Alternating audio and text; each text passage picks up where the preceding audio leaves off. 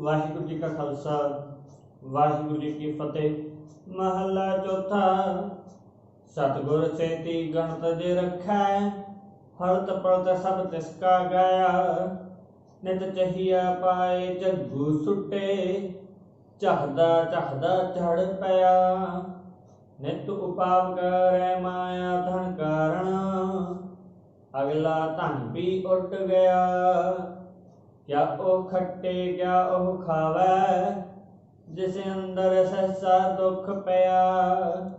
निर्वैर नाल जे वैर रचाए, सब जगतै पाप जगतै का तिन सिर लाया। क्या ओ खट्टै ओ सग्गै पिछै टोई नहीं, जिस अंदर निंदा मोह अंबया। जे सोयणे ओ हथ पाए, तां खेहू सेती रल गया। जे गुर की सरणी फिर ओह आवै, तां पिछले अवगण बख्श लया। जन नानक अन दिन नाम ते आया, हर सिमरत पागल विख पाप गया। वाहिगुरू जी का खालसा वाहिगुरू जी की फतेह। सतगुरु नो सबना को देखदा जेता जगत संसार, डिठा मुक्त न होवे जिच शब्द न कराए विचार। सतगुरु न सबना को वेखदा जेता जगत संसार, डिठा मुक्त न होवे जिच शब्द न कराए विचार। दासन दास कह जान नानक, जेहा तू कराए हैं तेहा हों करी वख्या। अंश गुरु प्यारी गुरु सारी गुरु रूप साध संगत जीओ, आओ जो लड़ीवार विचार चल रही है धन धन गुरु रामदास जी ने मुखारबंद उच्चारण किया हुआ गौड़ी की वार का 13वां लड़ीवार का शब्द, जो कि आप कल पूरा शब्द श्रवण कर चुके हैं, जिहदा आप सलोक की विचार श्रवण कर रही है। अज महले की, कल फिर पौड़ी की विचार करांगे, जो कि सतगुरु की वडियाई सतगुरु ने आप बख्शिश की भी, और अकाल पुरख दे जिहड़ा बख्शंद गुरु है, जिहदे ते सतगुरु की नज़र सवाली है, क्योंकि गुरु नानक साहब इस संसार च आए नहीं सन, उन्होंने भेजा गया निरंकार वालों। जा नानक जिस ते तेरी नज़र तिस ते मेरी नज़र, जा नानक जिस ते तू तेरी पाया उस ते मेरी पाया, जिस ते तू दयालु उस ते मैं दयालु। कहते इत्थे तक कह लीए सर्व शक्तिमान ही गुरु नानक साहब ने बना के इस संसार च भेजे। पर अकाल पुरख का भाना गुरु नानक साहब ने सत करके मनना किया। ते सतगुरु बख्शिश कल भी सानू समझाया भी, जे कोई निंदक निंदिया करता है, ज्यों ज्यों निंदक निंद कराए त्यों त्यों चढ़ै सवाई। जिवें जिवें निंदक निंदिया करता है, सतगुरु की वडियाई दिन ब दिन सवाई हुंदी घटदी नहीं है। हुण निंदा का फल की निंदक नूं मिलदा वो भी दसदे ने, ते निंदक निंदिया तो हट किवें सकदा है, पार उतारा किवें कर सकदा वो भी दसदे ने। अज सानू ये दसणगे फिर उस सच्चे का की सच है, किवें उहदी सवाई वडियाई वड्डी हुंदी है, वो कल नूं दसणगे। कहना मतलब सलोक जिहड़ा वो केंद्री विषय, महला उसका एक आंसर है, तो पौड़ी उसका दूसरा आंसर है। जवाब भी दिते ने, सवाल भी किए ने। धन गुरु नानक साहब की ये वडियाई, गुरु ग्रंथ साहब की सब तो विलक्षणता। आप कई बार कह दें ना, गुरु ग्रंथ साहब जी सब तो उचेचे क्यों ने? ऐसा कोई धार्मिक ग्रंथ नहीं है जिहदे सवाल भी होवे ते जवाब भी होवे। 5847 करीबन शब्द ने जिन्हां च इन्ने ही सवाल ने, इन्ने ही जवाब ने। सवाल भी आप ही पुट किते ने, सतगुरु ने जवाब भी आप ही दिते ने। कुछ नहीं आंसर है गुरबाणी च, फिर असीं कहते हैं सतगुरु बोलता नहीं है।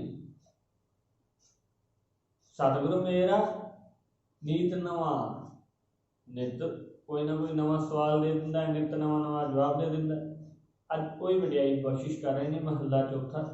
सतगुर सेती गणत जे रखै, हलत पलत सब तिसका गाया। कहते जे कोई सतगुरु दे नाल गणत भाव ईरखा रखे, जे रखै, जे कोई भी रखता, कोई भी चाहे शरीर करके मर्द है चाहे औरत है, कहते कोई भी सतगुरु के नाल ईरखा रखता है, सतगुरु की बाणी नाल कह दिंदा है भी मेरे तो गुरबाणी कीड़े पाती है, गुरबाणी चंगी नहीं लगती, विचार चंगी नहीं लगती। सतगुरु कहते हैं की हुंदा हालत पलत सब तिस का गया। उहदा ये लोग भी परलोक भी दोनों हथों जाते रहते हैं, रहिंदा कख नहीं। इस संसार च भी दुखी, फिर निरंकार वालों भी फिट लानत पैंदी है। जो कोई सतगुरु की बाणी का माड़ा कहता है, सतगुरु की निंदिया करता है, गुरबाणी गलत कहती है, गुरबाणी इंज कहती उंज कहती, यानी कि निंदिया करना उहदा परम धर्म है। ऐसे मनुख का कहते ना इस लोक च वो मनुख सुखी हो सकता है, ना परलोक च। सब कुछ गवा बैठा है, सुख गवा बैठा है।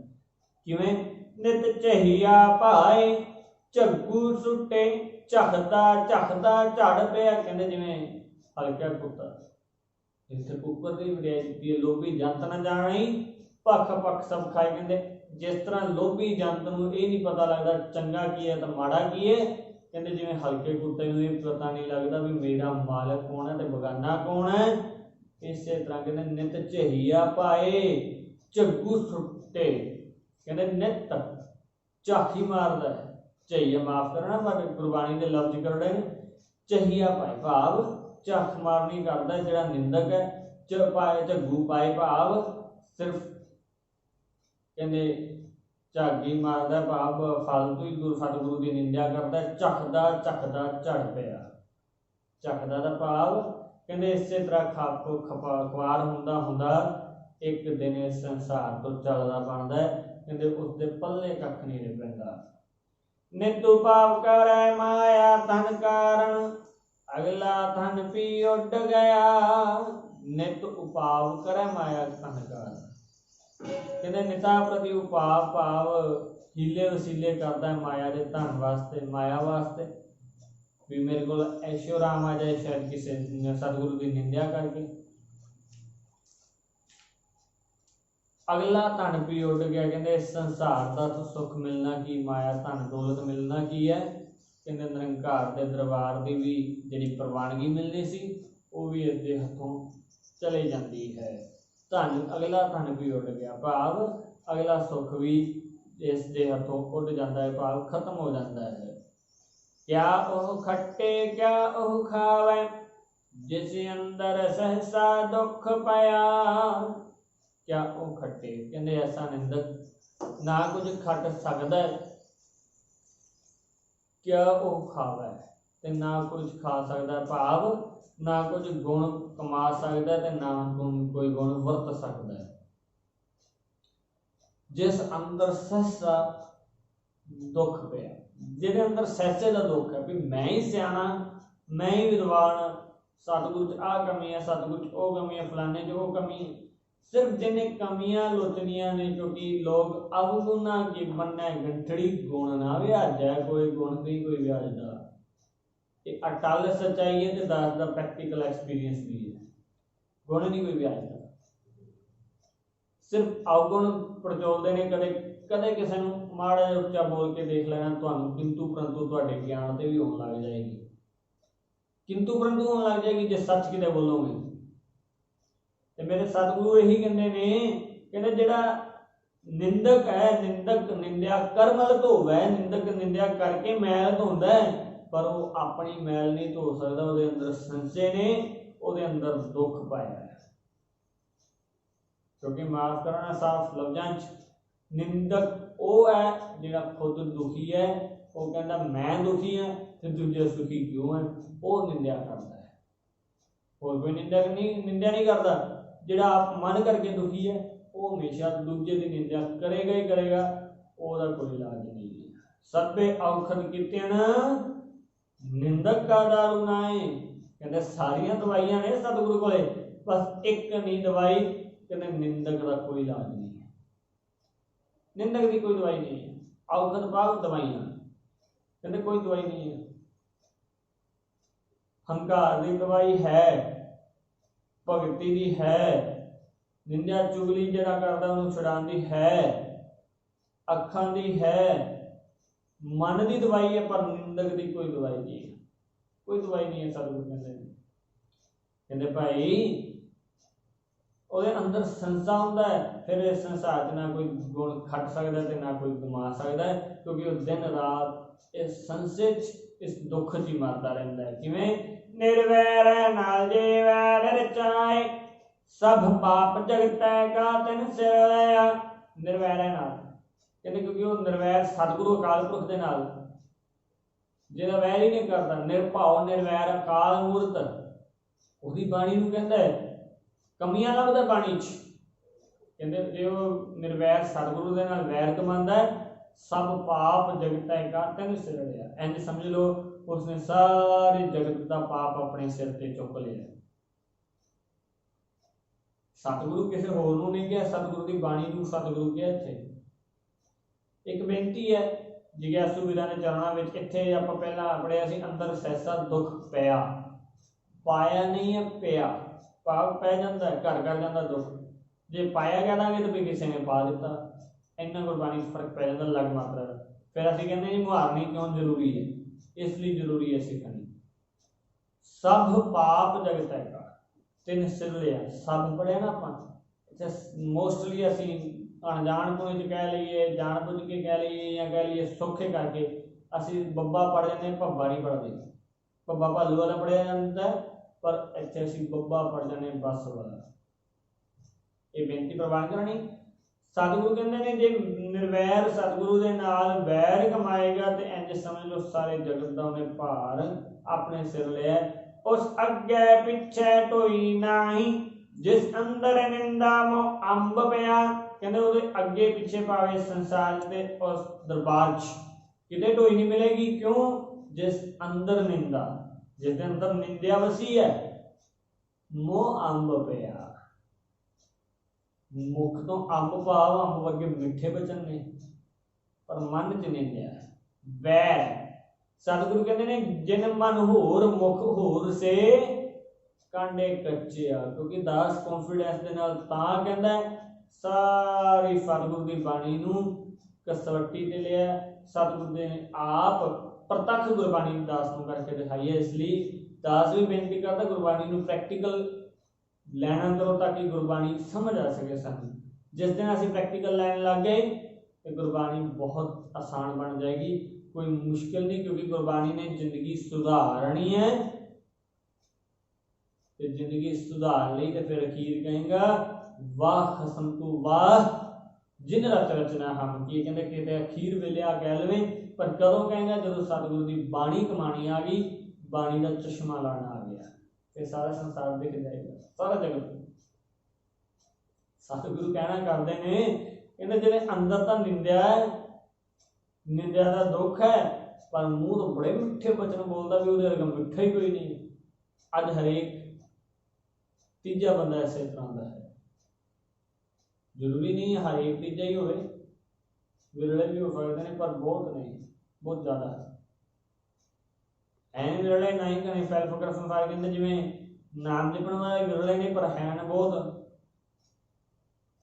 ਇਸੇ ਤਰ੍ਹਾਂ ਕਹਿੰਦੇ ਨਿੰਦਕ ਵੀ ਬਹੁਤ ਨੇ, ਮੂੰਹ ਤੋਂ ਬੜੇ ਮਿੱਠੇ ਨੇ ਪਰ ਪਿੱਠ ਪਿੱਛੇ ਨਿੰਦਿਆ ਕਰਦੇ ਨੇ। ਜੇ ਸੋਹਣੇ ਨੂੰ ਉਹ ਹੱਥ ਪਾਏ ਤਾਂ ਖੇਹੂ ਛੇਤੀ ਰਲ ਗਿਆ। ਕਹਿੰਦੇ ਜੇ ਸੋਹਣੇ ਨੂੰ ਵੀ ਹੱਥ ਪਾਏ ਨਾ ਤੇ ਖੇਹੂ ਕਾਲਖ ਦੇ ਵਿਭਾਗ 'ਚ ਮਿਲ ਜਾਂਦੀ ਹੈ। ਭਾਵ ਕਹਿ ਲਈਏ ਸਤਿਗੁਰੂ ਕਹਿੰਦੇ ਨੇ ਜੇ ਕੋਈ ਚੰਗੇ ਗੁਣ ਵੀ ਉਹ ਧਾਰਨ ਕਰਨ ਲੱਗੇ ਤਾਂ ਉਹਦੇ ਕੋਲ ਵਸਦੇ ਨਹੀਂ, ਕਿਉਂਕਿ ਉਹ ਨਿੰਦਿਆ ਕਰ ਕਰਕੇ ਇੰਨਾ ਭਾਰ ਢੋ ਲੈਂਦਾ। ਕਿਉਂਕਿ ਜਨਮ ਜਨਮ ਕੀ ਇਸ ਮਨ ਕੋ ਮਲ ਲਾਗੀ, ਕਾਲਾ ਹੋ ਹਸਿਆ ਉਹ ਖਨਲੀ ਧੋਤੀ ਉਜਲੀ ਨਾ ਹੋਵੇ, ਜੇ ਸੋ ਧੋ ਨਾ ਪਾਓ। ਕਹਿੰਦੇ 100 ਵਾਰੀ ਵੀ ਧੋ ਲੈ ਪਰ ਤੇਰੀ ਮੈਲ ਨਹੀਂ ਉਤਰਦੀ। ਪਰ ਨਿੰਦਕ ਇੱਥੇ ਮੈਲ ਹੋਰ ਚੜਾ ਦਿੰਦਾ ਹੈ ਨਿੰਦਿਆ ਕਰ ਕਰਕੇ। ਫਿਰ ਕਹਿੰਦੇ ਉਹ ਤਾਂ ਜੇ ਸੋਨੇ ਨੂੰ ਵੀ ਹੱਥ ਪਾਏਗਾ ਤਾਂ ਮਿੱਟੀ ਬਣੇਗਾ। ਭਾਵ ਜੇ ਗੁਣ ਵੀ ਧਾਰਨ ਕਰੇਗਾ ਤਾਂ ਉਹ ਔਗੁਣ 'ਚ ਤਬਦੀਲ ਹੋ ਜਾਣਗੇ, ਕਿਉਂਕਿ ਉਹਦੇ ਮਨ ਨੂੰ ਮੈਲ ਏਡੀ ਤਕੜੀ ਹੈ। ਜੇ ਗੁਰ ਕੀ ਸ਼ਰਣੀ ਫਿਰ ਉਹ ਆਵੇ ਤਾਂ ਪਿਛਲੇ ਔਗਣ ਬਖਸ਼ ਲਿਆ। ਕਹਿੰਦੇ ਚਲੋ ਠੀਕ ਹੈ, ਮੰਨ ਲਿਆ ਨਿੰਦਿਆ ਕਰਦਾ, ਮੂੰਹ ਤੋਂ ਮਿੱਠੇ ਬੋਲ ਬੋਲਦਾ, ਪਰ ਮਨ 'ਚ ਕੱਪ ਹੈ, ਵਿਕਾਰ ਹੈ, ਬੇਈਮਾਨੀ ਹੈ, ਚੋਰੀ ਯਾਰੀ ਹੈ। ਪਰ ਫਿਰ ਵੀ ਕਹਿੰਦੇ ਜੇ ਗੁਰੂ ਕੀ ਸ਼ਰਣੀ ਫਿਰ ਆਵੇ, ਫਿਰ ਵੀ ਜੇ ਉਸ ਗੁਰੂ ਦੀ ਸ਼ਰਨ ਵਿੱਚ ਆ ਜਾਏ ਤਾਂ ਪਿਛਲੇ ਔਗਣ ਬਖਸ਼ ਲਿਆ। ਤੇ ਫਿਰ ਪਿਛਲੇ ਔਗਣ ਬਖਸ਼ੇ ਜਾਂਦੇ ਨੇ। ਪਰ ਇਹ ਨਹੀਂ ਹੈ ਪਹਿਲਾਂ ਨਿੰਦਿਆ ਕਰ ਲਓ ਫਿਰ ਸਤਿਗੁਰੂ ਦੀ ਸ਼ਰਨ ਨਹੀਂ। कहते जे किधरे मत समत्या पै गई, अकल आ गई, जे एडा निंदक भी सतगुरु की शरण में आके अपनी निंदिया सतगुरु के सन्मुख होकर कबूल लवे ते सतगुरु कहते ने पिछले अवगुण बख्श लिया, बख्शे जाते हैं। एक बेनती है इत्थे बख्श नहीं है, बख्श खखा है जिन्होंने असीं कक्का पढ़ जाने 99% प्रवान करना बेनती। सतगुरु कहते ने पिछले सारे अवगुण बख्शे जाते हैं। जन नानक अंदिन नाम ते आया, हर सिमरत कल वेख पाप गया। कहते जन नानक भावदास नानक बेनती करता अनदिन नाम ते आया, जिन्होंने दिन रात अन भाव दिन मातरण अन दिन भाव रात ते दिन जिन्हें भी नाम जपया, हर सिमरत उस निरंकार नूं सिमरिया, किल वेख पाप गया।